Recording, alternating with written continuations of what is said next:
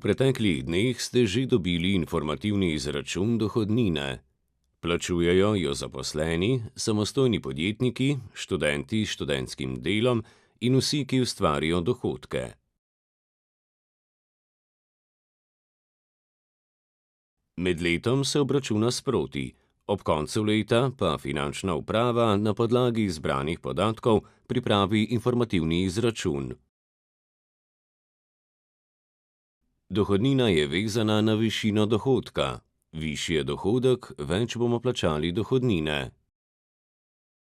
Razredov dohodninskih v Sloveniji poznamo 5, pri tistih najnižjih dohodkih je stopnja obdavčitve 16%, potem pa narašča na 26, 33, 39 in najvišji dohodninski razred je 50% stopnja obdavčitve. In potem finančna uprava pogleda torej višino dohodka in pa seveda je tudi pomembno, kakšne olajšave posameznik uveljavlja pri dohodnini. Olajšave so različne. Poleg splošne olajšave je velikokrat uveljavljena olajšava za vzdrževane družinske člane, ki jo uveljavlja skoraj 300 tisoč zavezancev. Tu gre največkrat za otroke. Vlogo mora zavezanec vložiti sam, rok pa je 5. februar. Poleg te poznamo tudi nekatere druge olajšave, recimo za starejše od 70 let. Do olajšave so upravičeni tudi invalidi s 100% telesno okvaro. Ekonomisti opozarjajo, da je Slovenija med davčno bolj obremenjenimi državami, kar vpliva na višino neto plač.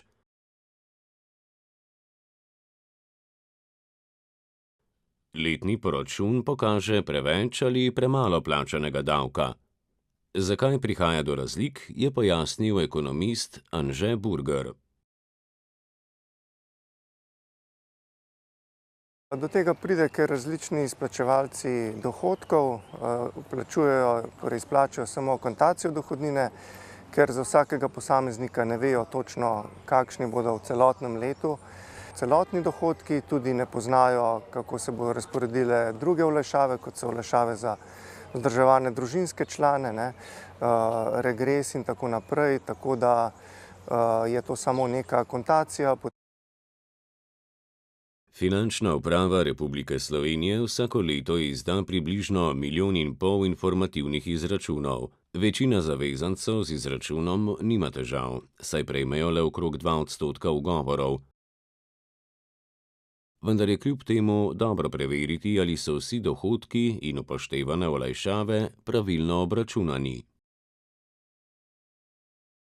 Vračila dohodnine se izvedejo avtomatično, torej ko zavezanec prejme informativni izračun dohodnine, če je ta pravilen, torej če zavezanec ne vloži ugovora, potem finančna uprava avtomatično zavezancu nakaže vračilo dohodnine na njegov transakcijski račun. Če ima doplačilo dohodnine, je pa zraven priložen plačilni nalog, ki ga mora potem zavezanec poravnati.